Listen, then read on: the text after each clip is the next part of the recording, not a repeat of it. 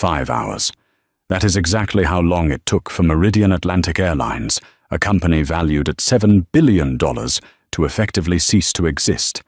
It didn't happen because of a plane crash, a terror threat, or a fuel shortage. It happened because one gate agent decided that a man in a hoodie didn't look like he belonged in seat 1A. She didn't know that the man she was sneering at wasn't just a passenger. He was the man who owned the debt on every single engine in her fleet. This is the story of Darius Kincaid, the most expensive mistake in aviation history. The fluorescent lights of JFK International Airport hummed with that specific, headache-inducing frequency that only frequent flyers seem to notice. For Darius Kincaid, it was the soundtrack of his life. He had spent more time in lounges and cabins over the last decade than he had in his own living room in Chicago. Tonight, however, Darius wasn't looking like the founder and CEO of Kincaid Global Logistics, the shadow firm that quietly moved about 40% of the world's microprocessor chips. Tonight, he looked like a tired man who had just come off a 12-hour negotiation in a drafty warehouse in Queens. He was wearing a charcoal cashmere hoodie, unbranded but worth more than most people's suits, over a pair of dark joggers and pristine sneakers. He looked comfortable. To the untrained eye, he looked like nobody. He approached the gate for Meridian Atlantic Flight 882 to London Heathrow. He just wanted to sleep. He had seat 1A, a first-class suite with a lay-flat bed, privacy doors, and the promise of a whiskey neat before takeoff. The gate agent, a woman whose name tag read Brenda, was typing furiously on her terminal. She didn't look up as Darius approached the first-class priority lane. She was snapping gum, her posture rigid with the petty authority of someone who controls the door to a metal tube. "Excuse me," Darius said, his voice deep and gravelly from exhaustion.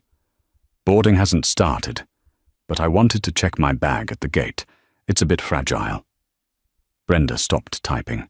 She slowly lifted her eyes, scanning Darius from his sneakers to his hoodie. Her lip curled slightly. It was a micro-expression Darius had seen 1,000 times. It was the look that said, "You are in the wrong line."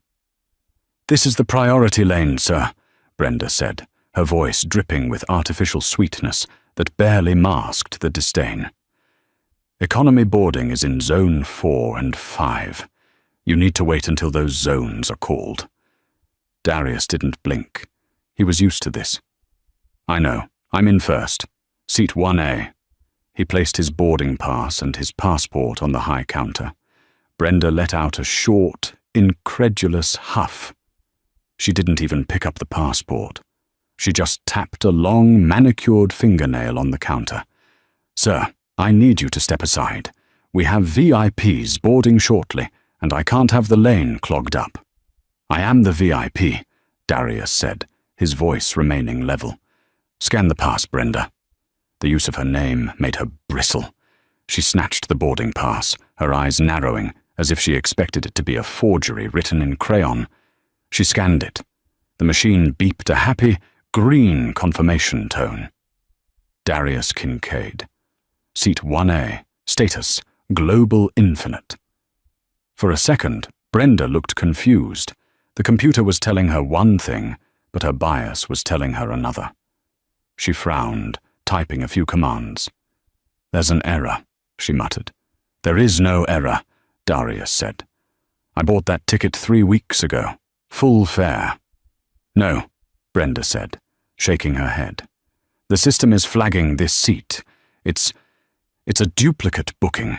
We have a double-booked situation." "That sounds like an operational problem, not a passenger problem," Darius said, leaning in slightly. "But since I'm standing here with a valid boarding pass, and I'm the first one here, I assume the seat is mine." Brenda ignored him. She looked past Darius's shoulder to a man standing a few feet behind him. The man was loud, wearing a blue suit that was too tight in the shoulders, talking loudly on a cell phone about quarterly projections. He looked the part of the corporate traveller Brenda was used to serving. "Mr. Brock?" Brenda called out, beaming a smile that was completely different from the scowl she had given Darius. The man in the blue suit, Timothy Brock, hung up his phone and stepped forward, brushing past Darius. "Yeah? Is there an issue? I need to get on. I've got a meeting in the city at 9 a.m. "Mr. Brock, it seems we have a slight conflict with seat 1A, Brenda said, her eyes flicking back to Darius with disdain. "But I think we can resolve it. You're a platinum flyer, correct?" "You know it," Brock said, smirking at Darius. "Does this guy have my drink order or something?" Darius felt the heat rise in his neck. It wasn't anger. It was a cold, calculating resolve. "I'm not the help, Timothy. I'm the man holding the ticket for the seat you're trying to shark." Brenda slammed her hand on the counter. "Sir, step back immediately, or I will call security. Mr. Brock, please give me a moment. I'm going to have to manually override this." "Override what?" Darius asked. "You are manually overriding a valid ticket because you don't think I look like I can afford it. Be very careful, Brenda. You are about to make a career-defining decision." "Are you threatening me?" Brenda's voice went up an octave, loud enough for the gathering crowd to hear. "Sir, you are being aggressive. I am denying you boarding to first class due to behavioral issues and system errors." She typed 3 keystrokes. Click, click, click. The printer whirred. She ripped off a flimsy slip of paper. "Seat 34E, she said, thrusting it at him. "Middle seat, back row. Take it or you don't fly. And if you say one more word, I'm marking you as a security threat, and you won't fly on Meridian ever again." Darius looked at the ticket. Then he looked at Timothy Brock, who was chuckling. "Tough break, buddy," Brock said, flashing a blindingly white smile. "Maybe try Greyhound next time." Darius looked at Brenda one last time. He didn't yell. He didn't make a scene. He pulled out his phone, a simple black device, and took a photo of Brenda, then a photo of Brock. 34E, Darius said softly. "Understood." He took the ticket. He walked past the first-class lane, past the business-class lane, and stood in the line for Zone 5. The walk down the jet bridge was a study in humiliation, but Darius treated it like a crime scene investigation. He noted everything. He noted the way the flight attendant at the door, a man named Greg, glanced at his ticket and pointed to the right aisle without making eye contact. "Back of the bus, pal," Greg muttered to a colleague as Darius passed. Darius heard it. He filed it away. He walked through the first-class cabin. He saw Timothy Brock settling into seat 1A, his seat.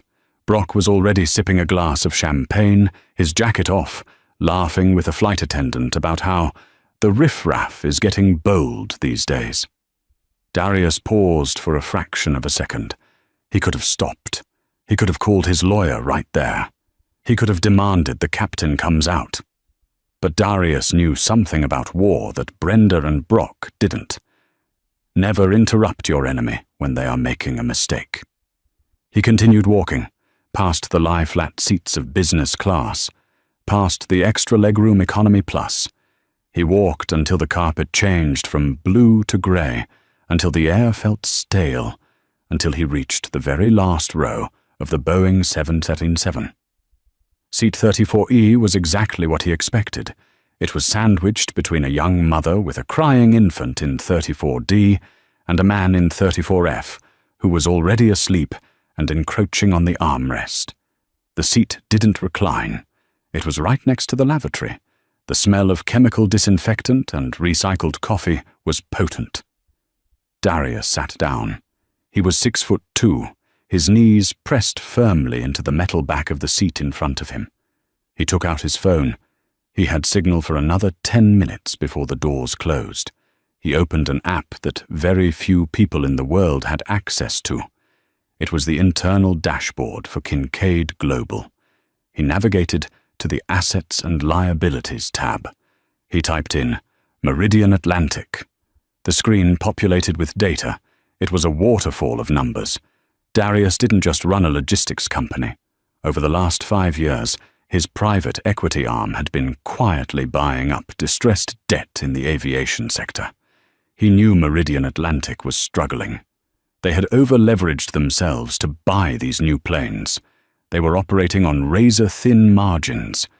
But there was something specific he was looking for. Ah, there it was. Contract identifier, MA Fuel X77. Meridian Atlantic didn't buy their fuel outright. They didn't have the cash flow.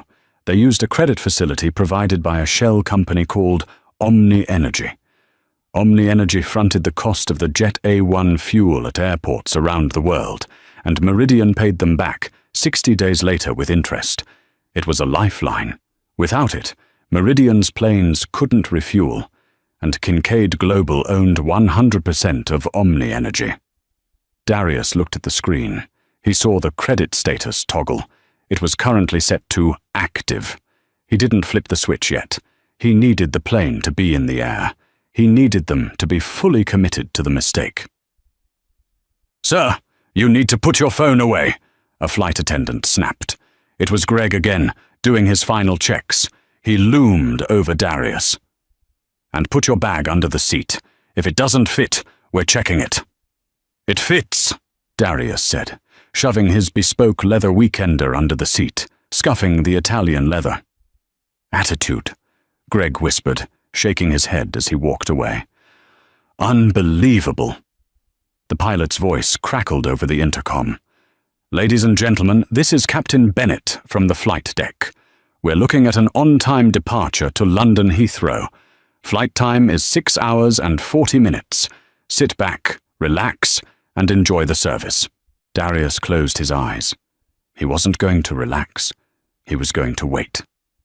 He waited for the pushback. He waited for the safety demonstration.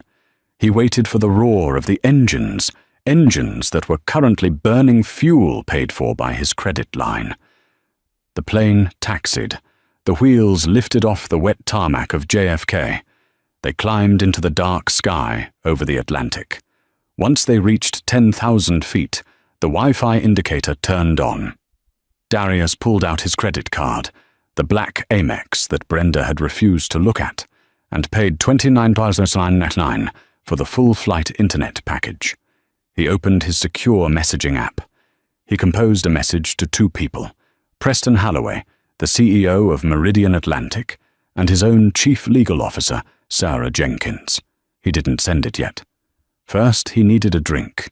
He pressed the call button. 10 minutes passed. No one came. He pressed it again. Finally, Greg appeared, looking annoyed. "What do you need? We haven't started service yet." "I'd like a water," Darius said. "We'll be coming through with the cart in 20 minutes, Greg said, turning away. "Wait your turn." Darius watched Greg walk all the way up to the front, where he opened the curtain to first class. Through the gap, Darius saw Greg pouring champagne for Timothy Brock. He saw Brock laughing, pointing back toward the economy cabin, making some joke. Greg laughed with him. That was it. The final straw. The karma counter had just hit maximum capacity. Darius unlocked his phone. He opened the email draft. 2. Preston, HallowayMeridianAtlantic.com. CC, LegalOrKincaidGlobal.com. Subject, immediate notice of default. Contract MA Fuel XSA7. Preston, I am currently sitting in seat 34E on your flight 882 to London. I was holding a valid ticket for 1A. Your gate agent, Brenda Miller, denied me boarding based on my appearance and gave my seat to a Mr. Timothy Brock. Your flight crew has subsequently threatened me and refused service.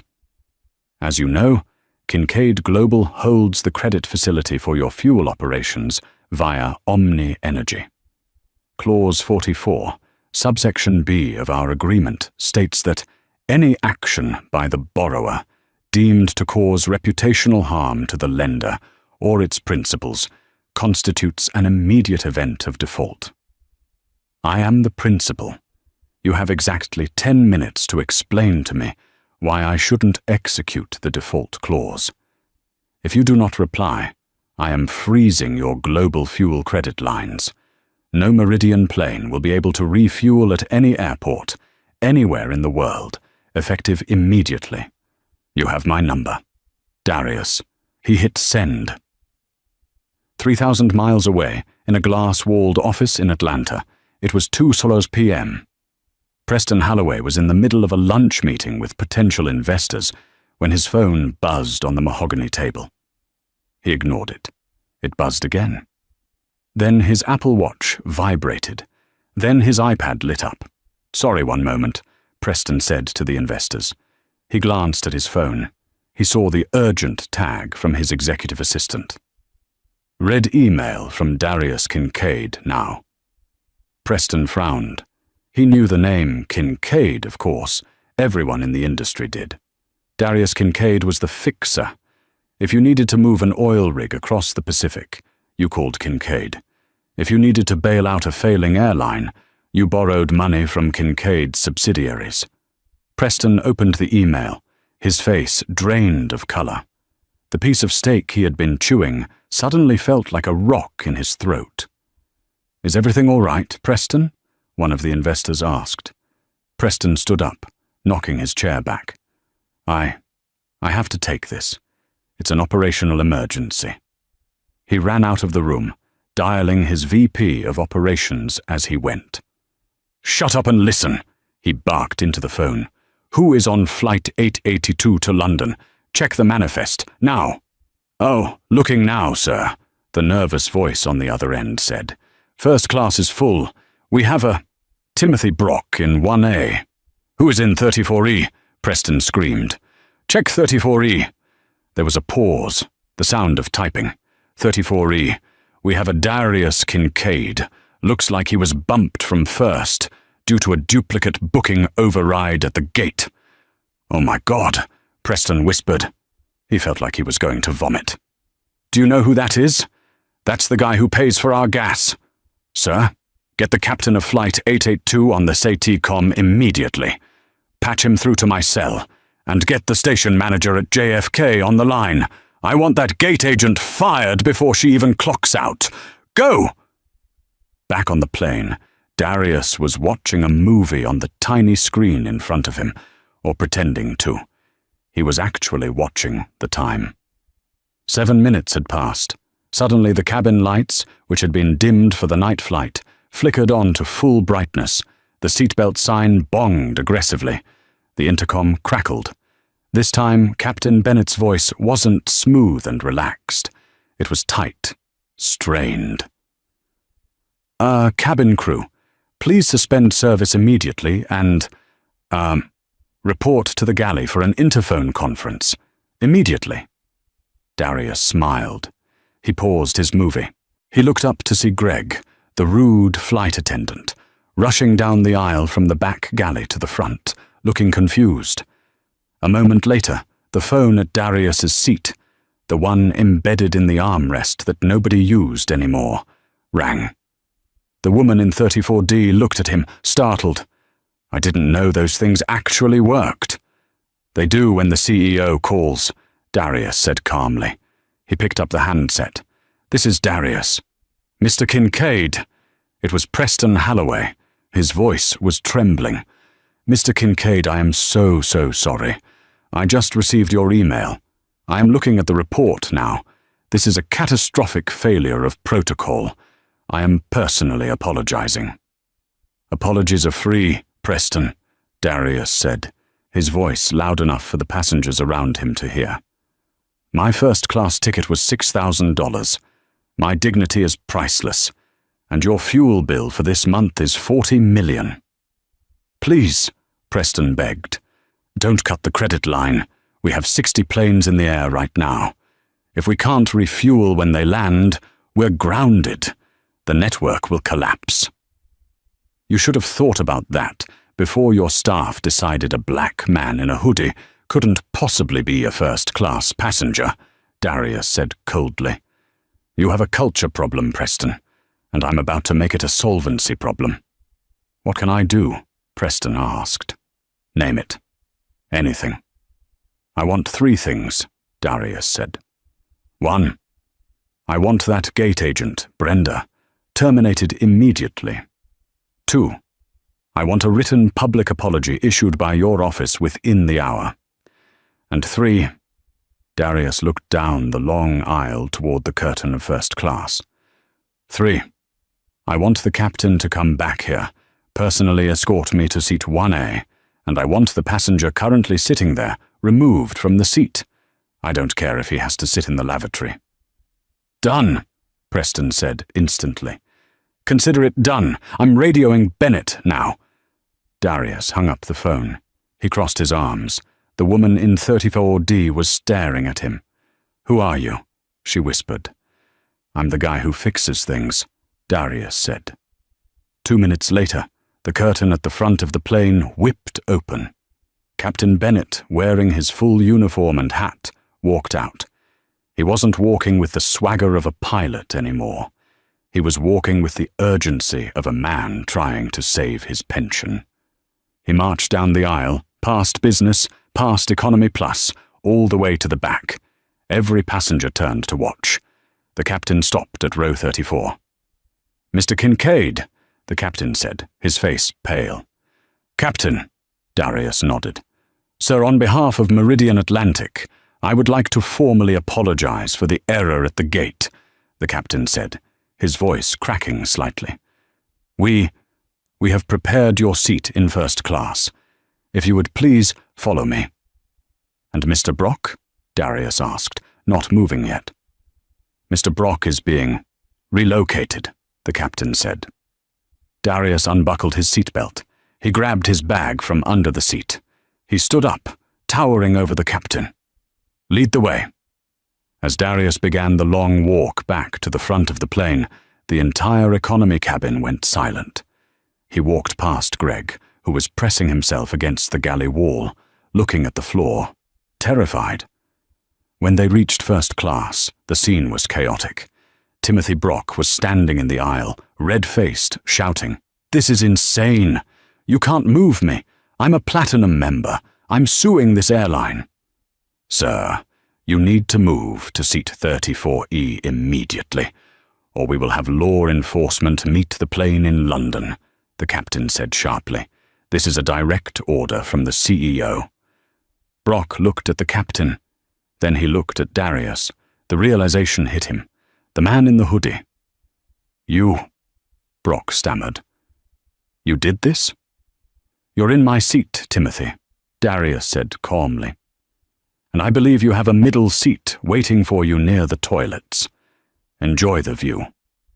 Brock sputtered, grabbed his briefcase, and stormed past Darius, muttering curses. Darius sat down in 1A. The leather was soft. He stretched his legs out.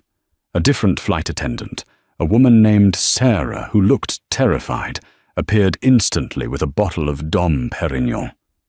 "Mr. Kincaid," she said, her hand shaking slightly as she poured. "Can I get you anything else?" Darius took the glass. He took a sip. "Yes, Sarah," he said. "I need the Wi-Fi to stay on. I'm not done yet."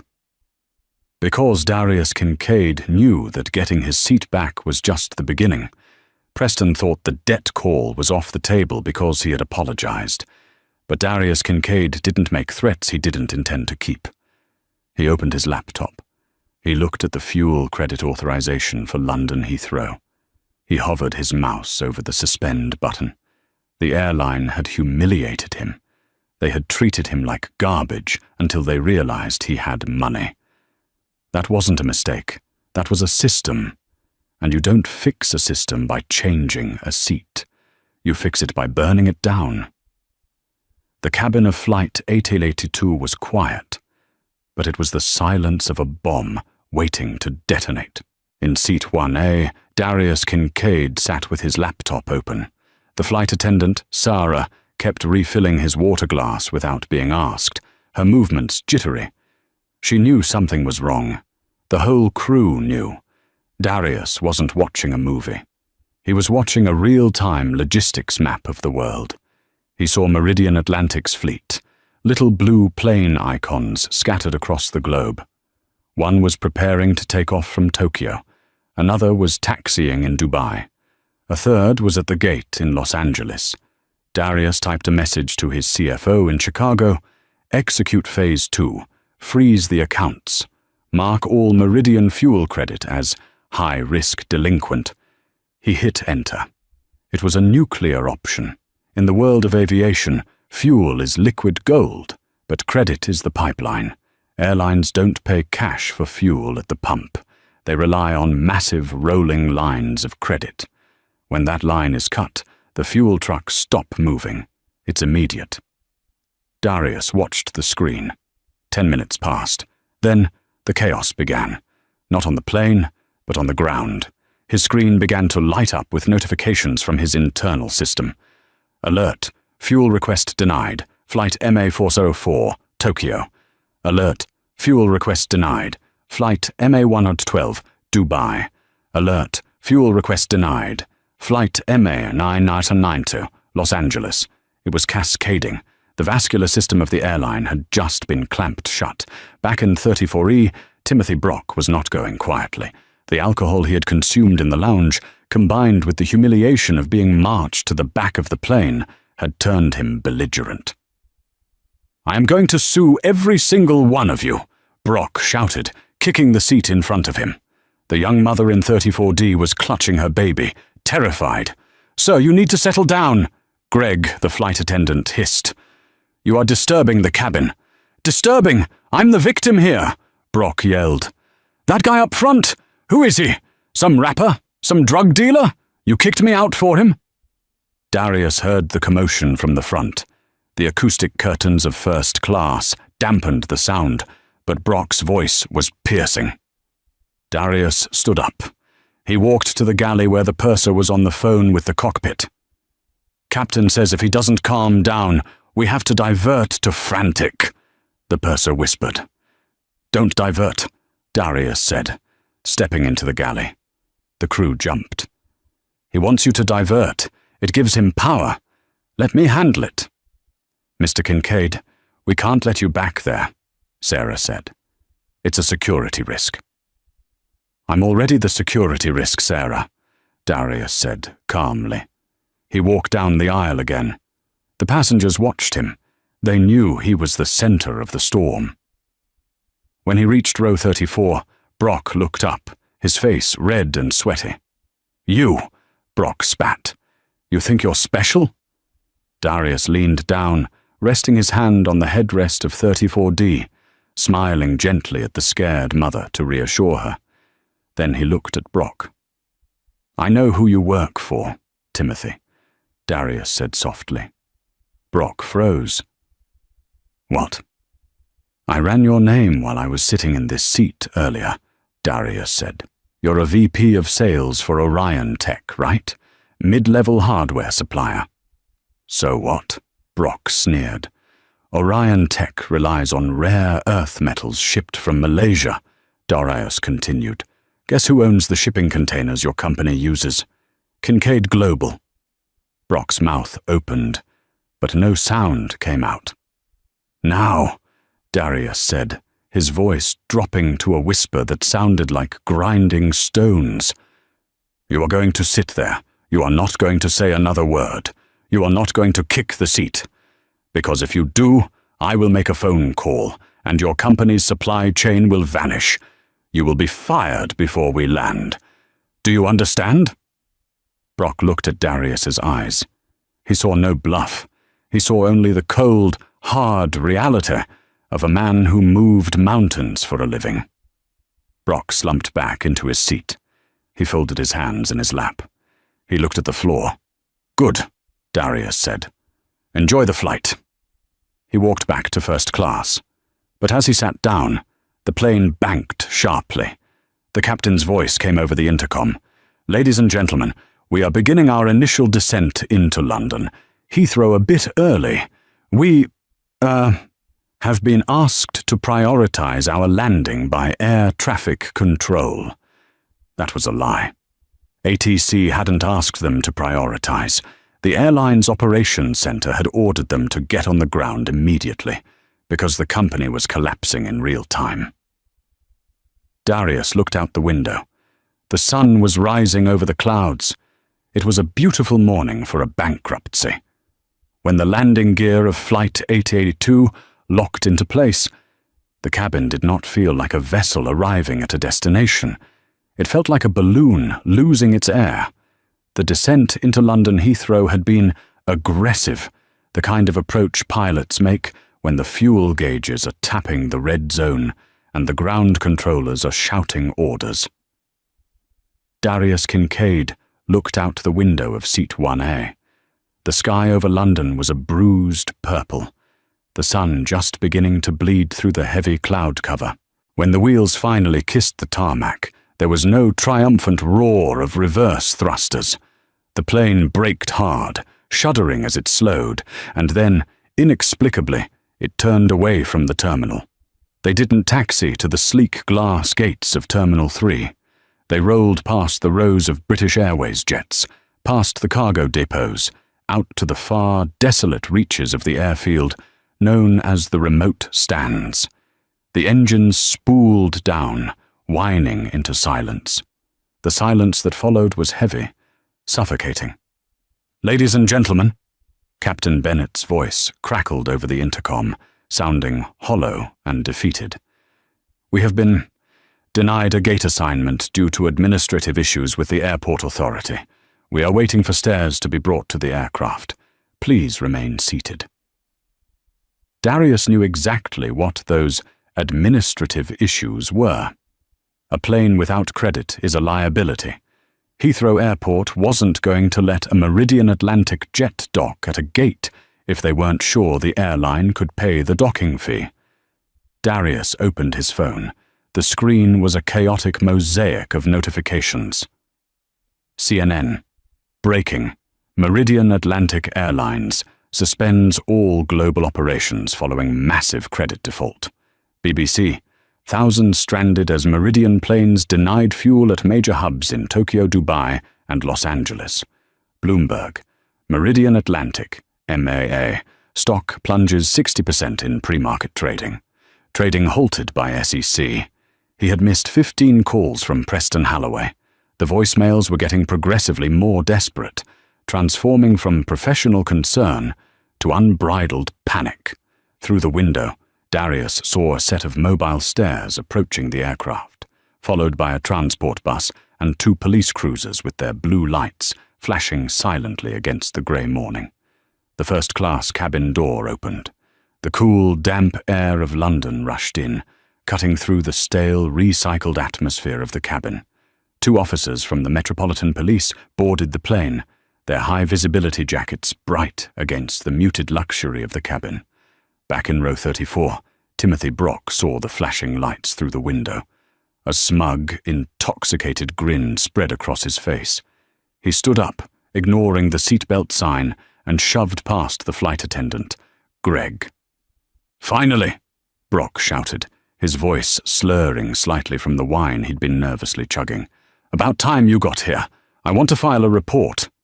He marched up the aisle, pointing an accusatory finger at the back of Darius's head. "That's him, the guy in 1A. He threatened me. He said he'd ruin my career. I want him arrested for terroristic threats." The officers didn't even look at Brock. They walked straight past him, brushing his pointing hand aside, as if it were a tree branch blocking a path. They stopped at seat 1A. "Mr. Kincaid?" the older officer asked, his tone respectful, almost deferential. "That's me," Darius said. He closed his laptop, unplugged his phone, and stood up. He adjusted his hoodie, pulling the hem down. "Sir, we've been asked by the airport authority to escort you off the aircraft immediately. There is a delegation waiting for you in the Windsor suite." "Am I under arrest?"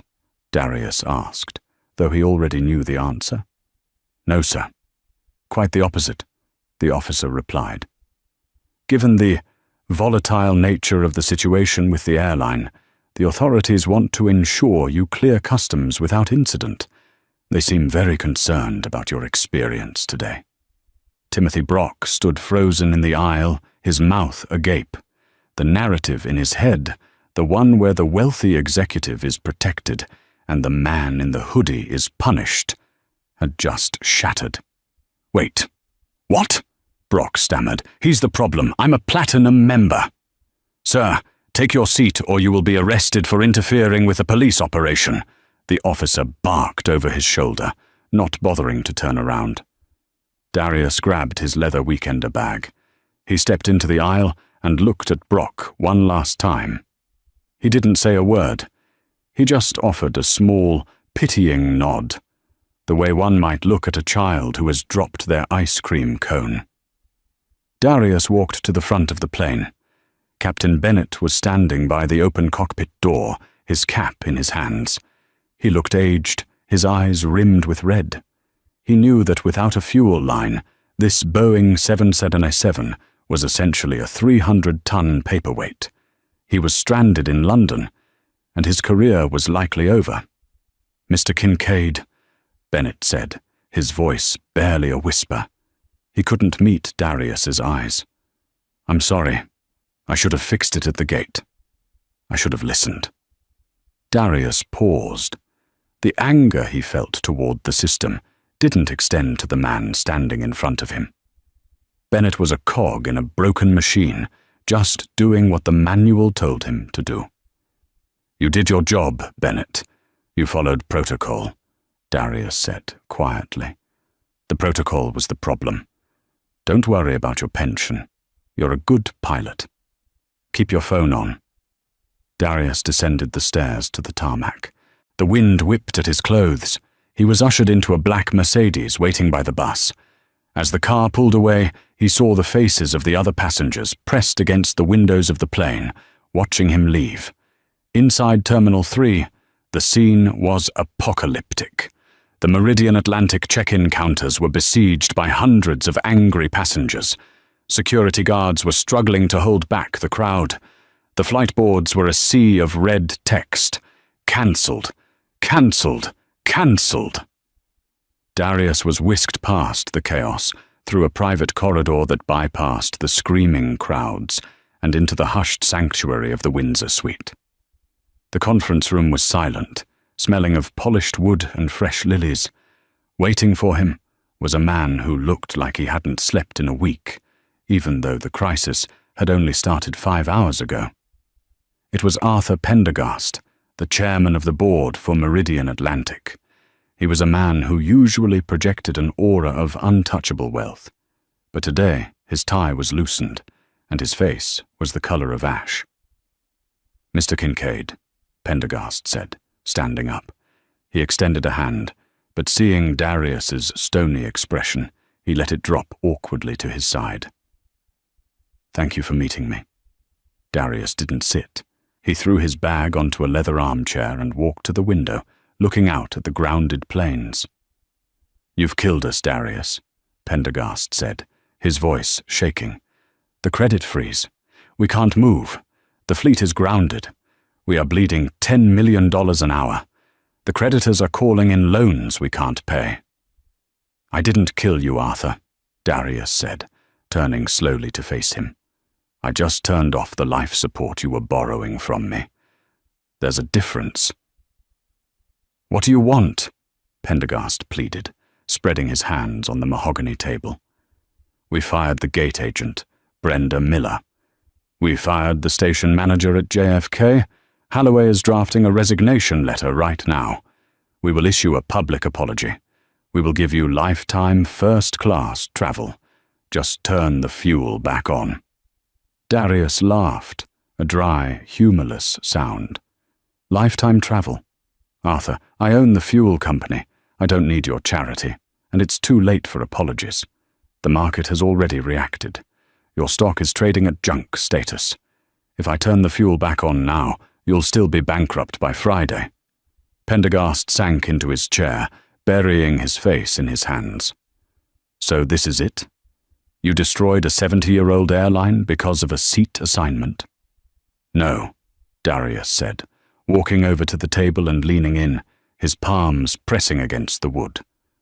"I destroyed it because When I walked up to that counter, your employee didn't see a customer. She saw a stereotype. And your system backed her up. And your passengers backed her up. You built a company culture on arrogance. I'm just charging you the tax for it." The room went silent. Pendergast looked up, his eyes dead.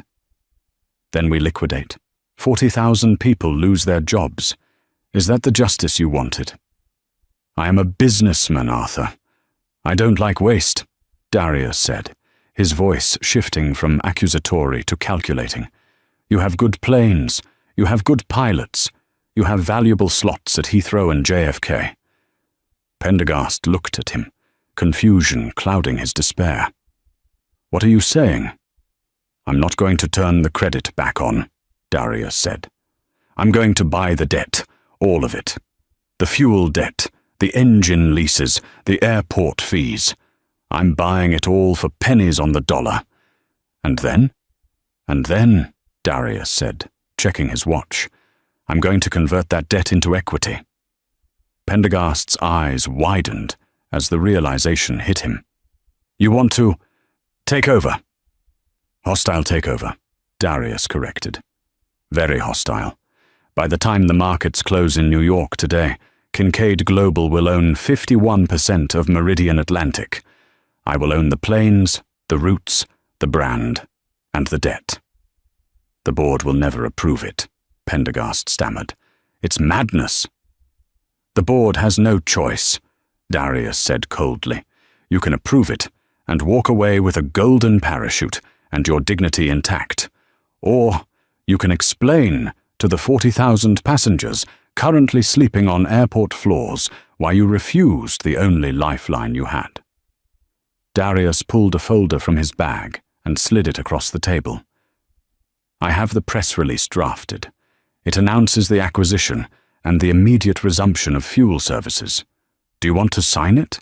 Or should I let the reporters outside know that Arthur Pendergast decided to let the airline die?"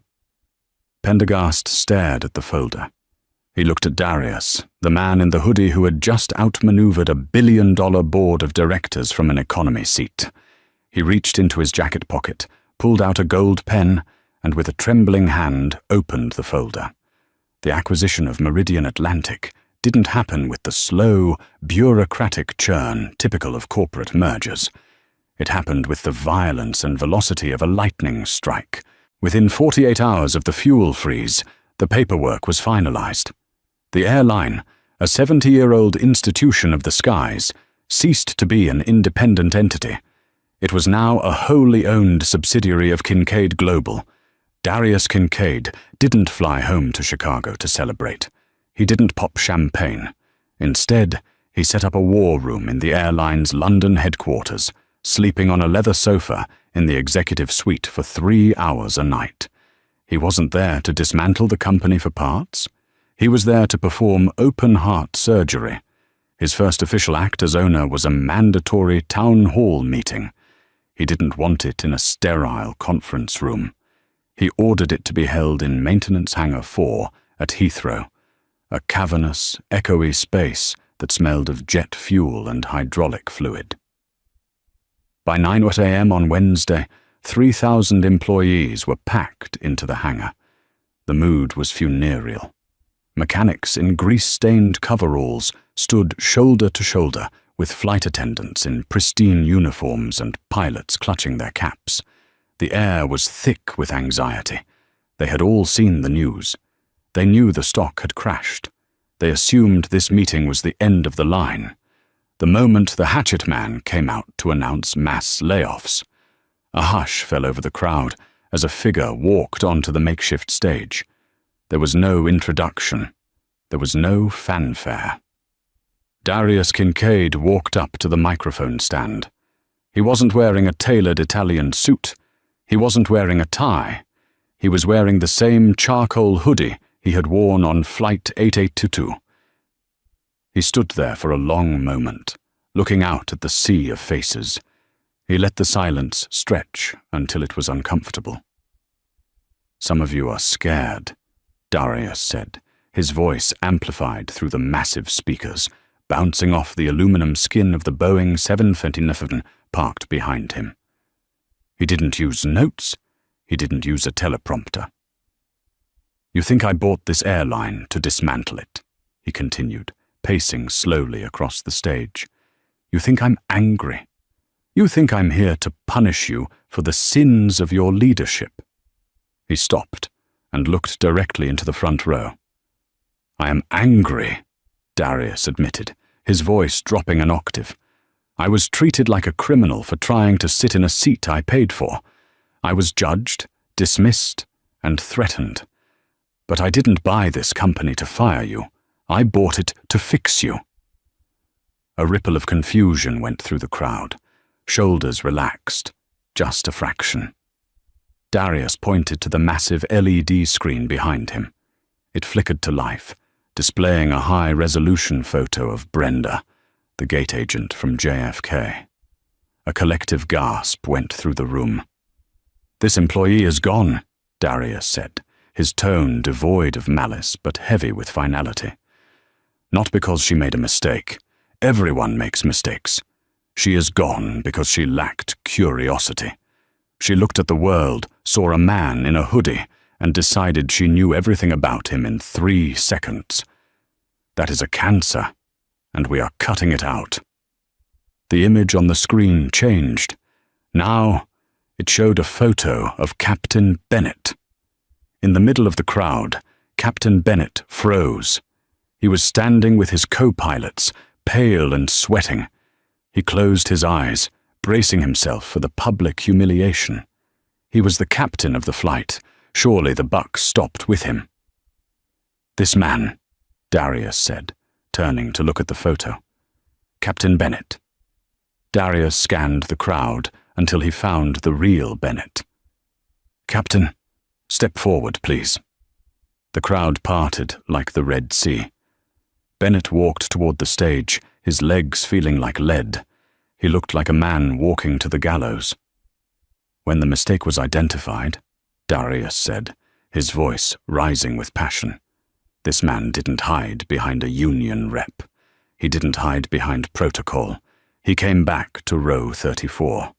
He looked me in the eye. He apologized, and he tried to make it right, even when he was terrified."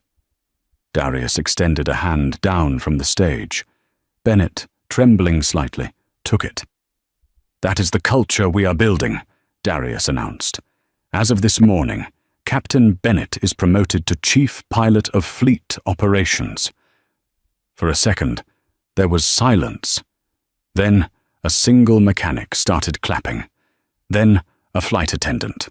Within 10 seconds, the hangar erupted. It wasn't polite corporate applause. It was a roar of relief and vindication. They weren't being purged. They were being led. Darius raised a hand to quiet them. "One more thing," he said. "The name Meridian Atlantic is tainted. It represents a legacy of arrogance. We are burying it today." The screen behind him flashed white, then dissolved into a new logo. It was sleek, modern, in deep midnight blue and silver. Kincaid Air. "We are going to be the first airline where the economy experience is treated with the same dignity as first class," Darius promised, "because you never know who is sitting in row 34. From now on, we don't serve customers. We serve people." As the cheers resumed, louder this time, Darius stepped back. He didn't smile. There was too much work to do. But he knew he had done the hardest part. He had turned a mob of scared employees into an army. However, the karma that Darius had unleashed had not finished its work. Across the ocean, in a luxury apartment in Manhattan, the story was ending very differently for Timothy Brock. Brock sat alone in his living room, surrounded by packing boxes. The silence in his apartment was deafening. Darius hadn't been bluffing. He hadn't needed to sue Brock. He simply let the truth do the work. A passenger in row 33 had filmed the entire incident. Brock screaming, kicking the seat, shouting, "Do you know who I am?" The video had 40 million views. Orion Tech, Brock's employer, hadn't just fired him.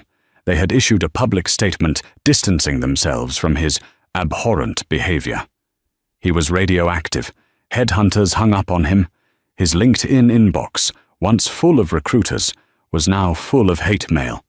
Brock stared at his phone, watching the live stream of Darius Kincaid in the London hangar. He watched the employees cheering. He watched the birth of Kincaid Air. He smashed his hand against the coffee table, a scream of frustration trapped in his throat. He had lost his job, his reputation, and his future, all because he couldn't just keep his mouth shut and let a man in a hoodie board a plane. He was the architect of his own destruction. And as he watched Darius Kincaid walk off the stage, Timothy Brock realized he would never fly first class again. 6 months had passed since the day the engines stopped, and JFK International Airport felt like a different world. At least Terminal 4 did. The oppressive, headache-inducing hum of fluorescent lights had been replaced by softer, warmer LED fixtures. The air didn't smell like stress and stale coffee anymore. It smelled clean. But the biggest change wasn't the architecture. It was the energy. Darius Kincaid walked through the sliding glass doors, merging into the flow of travelers. He wasn't flanked by bodyguards. He wasn't wearing a 3-piece suit to announce his status. He was dressed in a fresh charcoal t-shirt, dark denim, and the same brand of understated sneakers he had worn on that fateful night. He looked like a man who valued comfort over volume. To the passing crowds, he was nobody special, and that was exactly how he liked it. He approached gate B22. It was the same gate where Brenda had once sneered at him. But the tension that used to hang over the podium was gone. The Kincaid Air staff behind the counter weren't frantically typing or snapping gum. They were actually talking to passengers. Darius stepped up to the counter. The agent was a young man named David, his uniform pressed, his name tag straight. He looked up with a genuine smile, not the customer service mask that vanished the moment you turned your back, but a real expression of welcome. "Checking in for London?" David asked brightly, his fingers hovering over the keyboard. "Yes," Darius said, placing his passport on the cool granite. "1 bag." David scanned the document. For a split second, his eyes widened as the name populated on his screen. Darius Kincaid, owner. Darius watched him closely. In the old Meridian Atlantic days, this was the moment the panic would set in, the fawning, the nervous sweating, the desperate attempt to cover up incompetence. But David just took a breath, composed himself, and looked Darius in the eye with professional respect. "Mr. Kincaid," David said, his voice steady. "Welcome back. I see you're in seat 1A today." "I am," Darius replied, a faint smile touching his lips. "Excellent. The lounge is open, and we'll be boarding in 20 minutes. Is there anything else I can do for you?" "No, David, that's perfect." Darius took his boarding pass. It felt heavy with symbolism, a small piece of paper that represented a massive victory. He turned to walk toward security, but a commotion near the economy queue caught his ear. A woman was standing near the lane dividers, looking utterly defeated. She had a crying infant strapped to her chest, a toddler clinging to her leg, and was struggling to manage 2 heavy carry-on bags that kept tipping over. She looked exhausted, the kind of bone-deep tired that comes from navigating a world designed to make things difficult for you. She was staring at the long, winding snake of the economy line with a look of despair. Darius stopped. He thought back to row 34, to the mother he had sat next to on flight 8A2. He remembered how the old system had treated people like cattle. He turned back to the counter. "David," Darius said softly. The agent looked up immediately. "Sir?" Darius gestured toward the woman. "You see that passenger? The mother with the 2 children?" David followed his gaze. "Yes, sir." "Upgrade her," Darius said. Business class. Block the seat next to her so she has room for the kids. Put it on my personal tab. The woman, who had just dropped one of her bags again, looked up as David approached her. Darius watched from a distance. He saw her confusion turn to shock, and then to a relief so profound she looked like she might cry. I can't pay for that, he heard her stammer. It's taken care of, Darius murmured to himself, though David was already delivering the message. Kincaid Air Policy. We look out for our passengers. Satisfied, Darius walked down the jet bridge.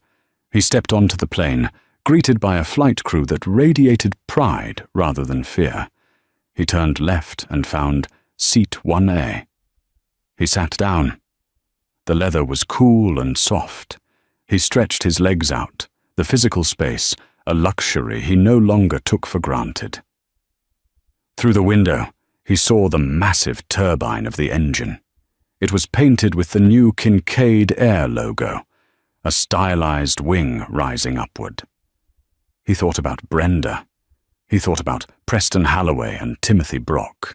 He thought about the day the world stopped, because a man in a hoodie decided he'd had enough. They had tried to build walls to keep him out, and in doing so, they had forced him to buy the building. The cabin chimes dinged soft and melodic. The pilot's voice came over the intercom, calm and assured.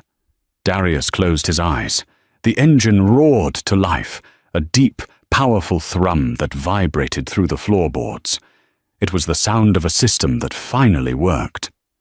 For the first time in 6 months, Darius Kincaid didn't need to be vigilant. He didn't need to fight. He simply leaned his head back, exhaled, and slept. So, what's the lesson here? It's not just, don't judge a book by its cover. It's that in the modern world, power isn't always wearing a suit and tie. Sometimes, power is silent. Sometimes, it's sitting in seat 34E, waiting for you to make a mistake. Meridian Atlantic learned the hard way that dignity isn't a luxury item you can ration out to the people you think deserve it. Darius Kincaid didn't just buy an airline. He bought a lesson for the entire industry. If you enjoyed this story of high-altitude justice, make sure to hit that like button. It really helps the channel grow. And if you want more stories about karma hitting back hard, subscribe and turn on notifications.